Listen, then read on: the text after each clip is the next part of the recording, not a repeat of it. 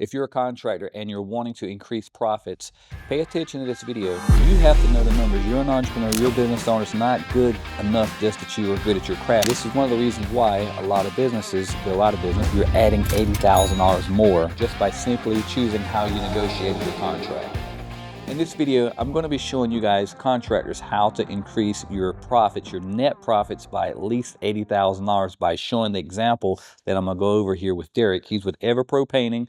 He works with us as a subcontractor, but he also does other work, and he brought me an agreement and a contract that he's negotiating with another prime and wanted to get my input on it. You see, I like helping entrepreneurs. I got started when I was 21 or 22, been in the business for over 20 years, and I got a passion for helping contractors like Derrick, like yourself, succeed quicker, faster, and easier. So Derrick, if you don't mind sharing with us what exactly it is that you have, and we'll work through it live so that people can see exactly how we set this up. Alrighty, so I have a contractor I'm working with that has a project for $6,500. And his proposed deal for me is to have a 65-35 split, with 65 going to the subcontractor, 35% going to the prime contractor. Okay, so 65-35, 65 your way, Correct. and then 35 his way. That's right. And the total contract price is how much? $6,500. 65. How much of it is going to you? So a total amount would be going to me would be $4,225. Okay, so that would leave the prime making $2,275. Yes, correct. How much is your material and labor? My material and labor for this project should be around $2,000. Interesting. Do you know how many days and how many people is this job's going to take? Roughly 3 days, 3 people at $20 an hour. So by the time you deduct your material and labor from your part, which you said was $4,225, Correct. right? That means you're going to profit $2,225. Correct. Now, when you started out the conversation, you said it was a 65-35 split. 65 your way, 35 the prime's way. That's right. Did you notice something on those two numbers that we just went through?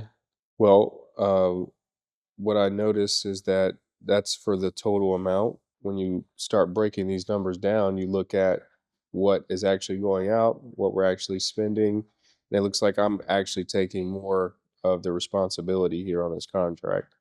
So there's a lot more of this out of that 65%. All the materials going out, all my labor is going out, and so we're left at a split with that number, essentially. Yeah, it looks like the split's roughly 50-50. Yeah. Here's the thing, guys. You got to be mindful of this stuff. You have to know the numbers. You're an entrepreneur. You're a business owner. It's not good enough just that you are good at your craft. You've got to know this types of stuff, because as you're negotiating deals like this, it's on you to know this stuff. And you're thinking 65-35 initially, right? 65 your way, 35 the other way. That sounds and looks a whole lot better than 50-50. Right. Now that you know that, how do you feel about it?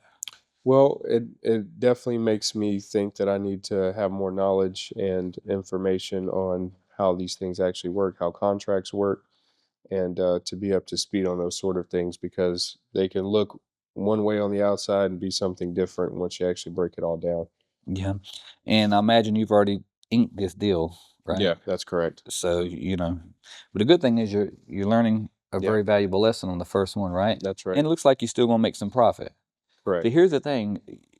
When you go to college, what happens? You got to pay for tuition, right? So this is kind of what this is. Yeah. And if you don't have someone, in this case, Derrick has someone like me that can help him, guide him, and show him this types of stuff. This is another area where contractors fail. I failed at it. I didn't have a mentor soon enough, and I had to buy a lot of lessons the hard way. And through the grace of God, we were able to still stay in business. But some of these hits can literally take you out. That's right. And we're talking a few $1,000s, and depending on where you're at in business, that could really hurt.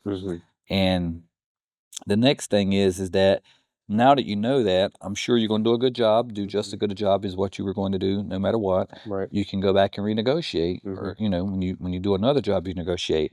And what I would say is the way that you have that written down. We're looking at our phones, we've got the image on our phones. Now that you know these numbers, how would you go about renegotiating, or how would you handle that? on your next deal? I think on the next go around, we negotiate the net profit versus the gross profit. That way, we break down these numbers, and what we're actually taking home is a more of an accurate number. So I think doing the deal in a way that suits us both and is easily understood would probably make it a whole lot easier.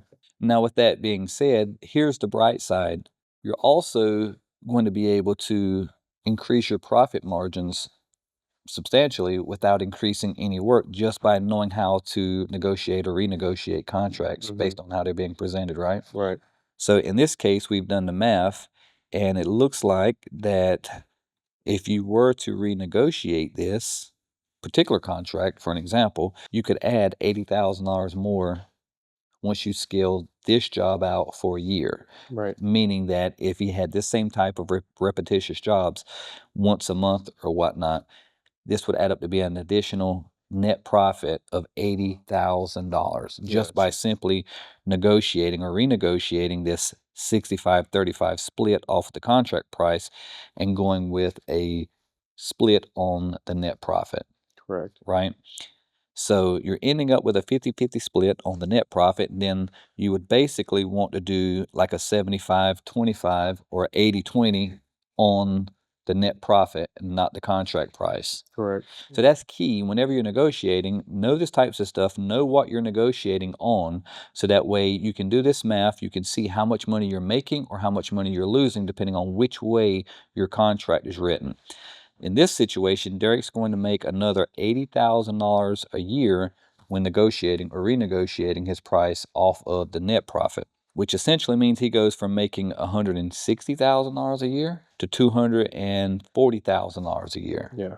No more, no increased jobs, nothing different other than negotiating your numbers. Now, Mhm. of course, the person you're negotiating with is going to want to counter or whatnot.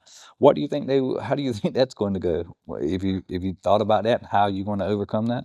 Yeah, I think it comes with proving your worth as you continue to finish jobs with these contractors, and uh, I think these times and days it's hard to come by a good contractor, a good subcontractor. So once you be a person of your word, you do what you say you're going to do, and you deliver excellent, high quality work, the ability to negotiate will be much much better.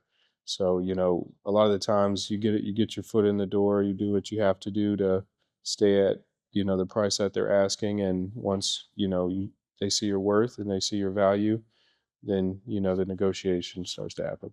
And here's the thing, even if you don't get everything you want, right? We're talking about an $80,000 increase. Would you settle for 40?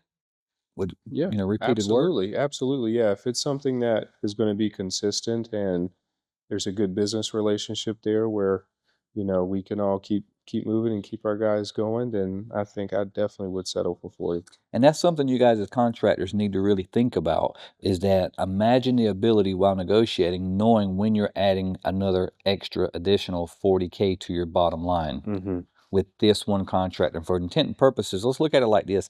We're talking one contractor, one relationship. Right. And then what is the lifetime value of that relationship? Right. Right. And that's a whole other video.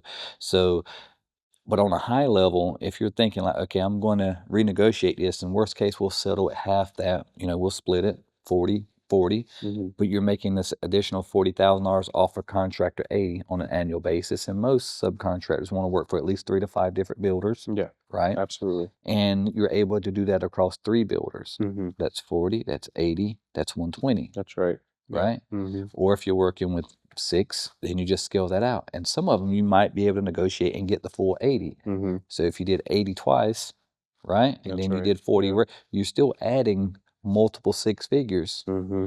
just by knowing how to properly negotiate your contracts. That's right. Yeah.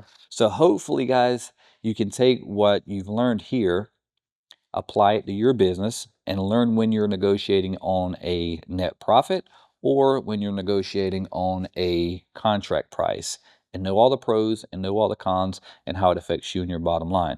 I'm Raphael with Southeastern General Contracting. Be sure to like, follow, subscribe, and comment below.